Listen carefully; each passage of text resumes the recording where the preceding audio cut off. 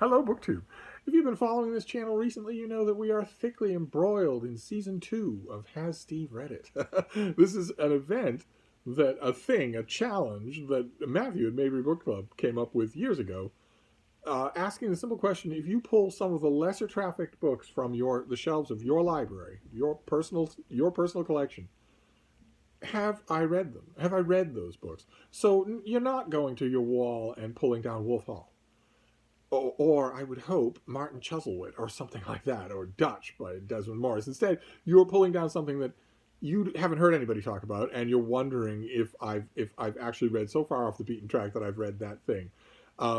Matthew posed the question, and a lot of you took him up on it. A lot of you started posing that question yourself. It has led to some fantastically fun book conversations about specifically the titles that we don't tend to talk about.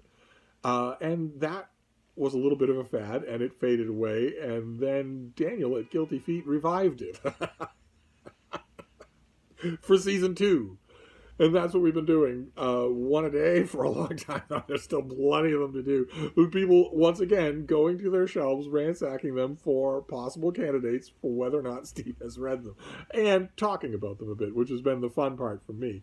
And today, we have a bit of an odd entry in this category because this challenge has had some unofficial rules.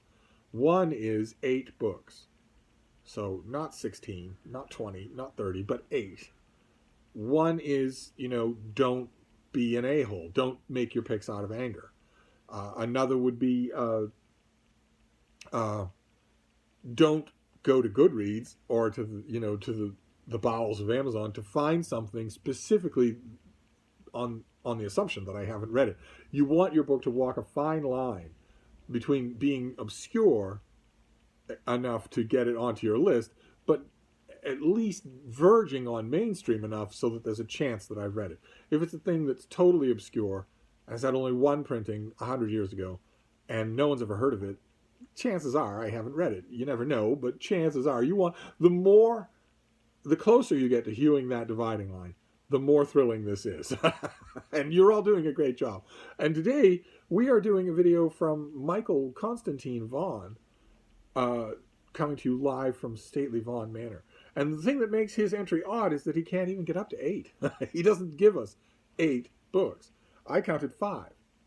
So we're going to go through those and see. Unfortunately, I am not, even though he discounted his number of entries, the signature of success or failure is still one bean. Just imagine a schnauzer visual effect here. You are getting one bean for every book I have not read. Now, if you do 5, you're still getting one bean for every unread book. Same thing with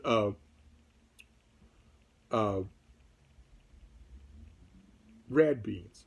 It's still going to be the same scoring, is what I'm saying. So in this case, since Michael Constantine Vaughn has only 5 entries, the marks against him are going to be a little bit heavier. They're going to feel a little bit more, leave a little bit more of a mark.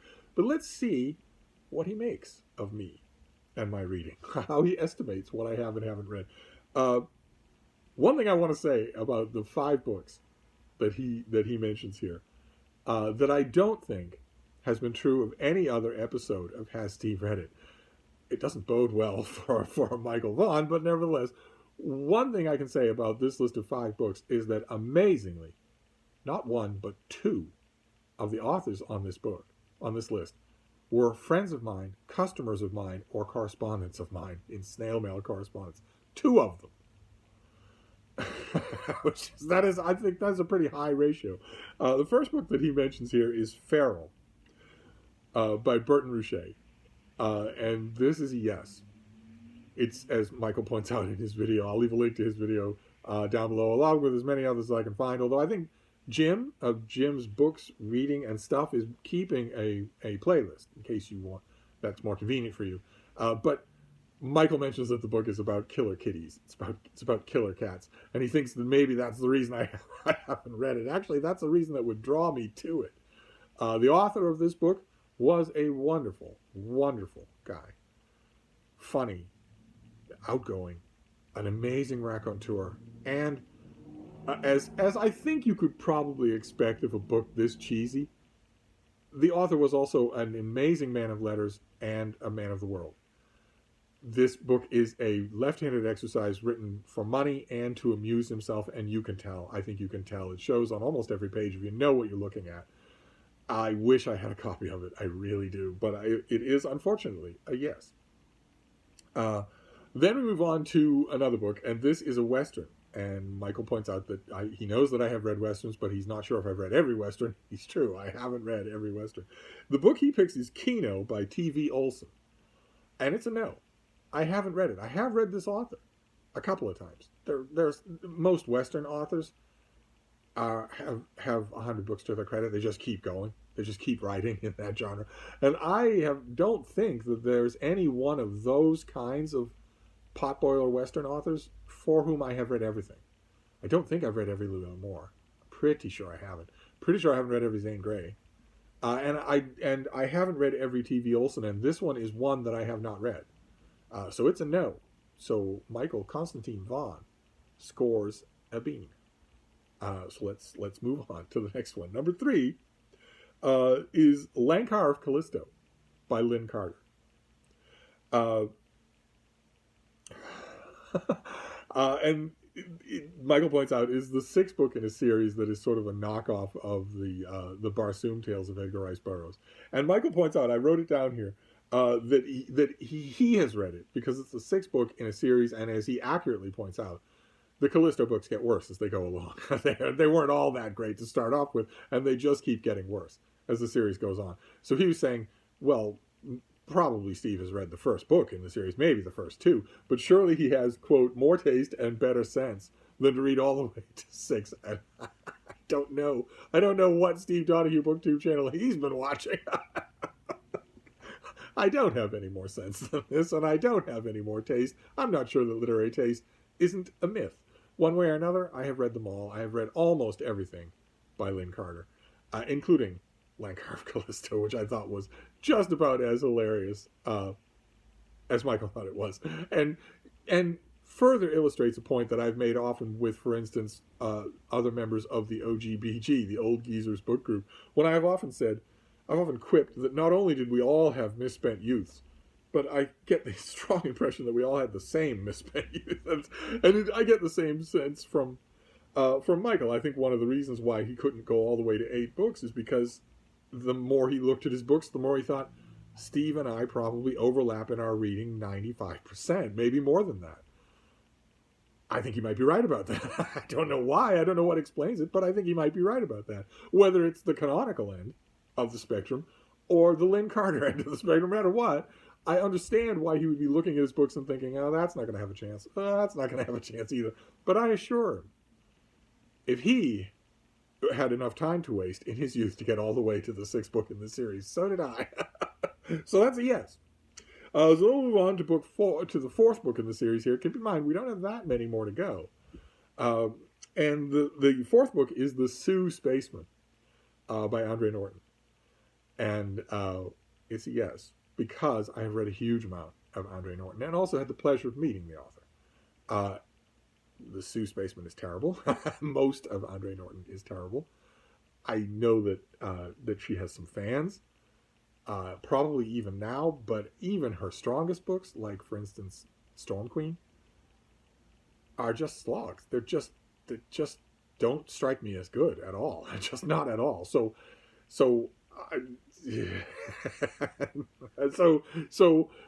this is a yes, although none of these things are really recommends. That's the thing about Michael's list as opposed to anybody else's. I don't think it's going to have any recommends on it. Then we get to the final book on the list. He's at 1 bean so far. The final book on the list is Death Stalks the Night by Hugh B. Cave, who was a weirdo, a self-professed oddball, and brilliant. Genuinely brilliant guy. A fantastic correspondent, fantastic writer, who, again, wrote when he could for money and often justified the low pay that he was getting by making his books left-handed exercises. And the Death Stalks the Night is a perfect example of that, but Cave had many examples of that. He wrote many books that were examples of left-handed exercises. So you read them and you realize, okay, this is really clever.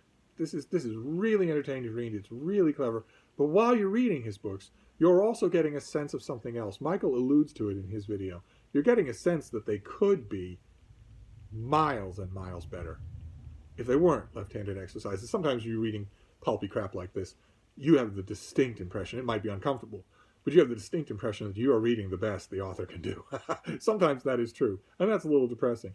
But I don't know if it isn't more distracting and unnerving and maybe even depressing in its own way to read one of these left-handed exercises from an author and realize, boy, if some publisher somewhere had given you what Earl Stanley Gardner was making at this point, who knows what you could have written.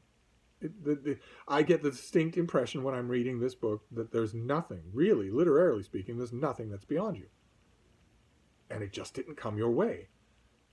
Either you needed the money quick because you were improvident, or maybe had a need, or just had the wrong publishing friends, the wrong circles that you fell into. Who knows what would have happened? Who knows what would have happened if Hugh B. Cave had had the same literary connections and arc as, for instance, Willa Cather? Who knows what books we might not have that we don't have now? I'm pretty sure that Cave is entirely out of print. I'm pretty sure that he will stay that way. And Death Stalks the Night, I'm not claiming is any great masterpiece. I think you'll notice interesting things in it. I think if you read it with an eye open towards that sort of thing, you might think, okay, something's going on here. At least this author is fully present and maybe could have written something much better than this. This is interesting. But I don't recommend it. I don't recommend it at all, although I did read it. I have, as far as I know, read almost everything by this author.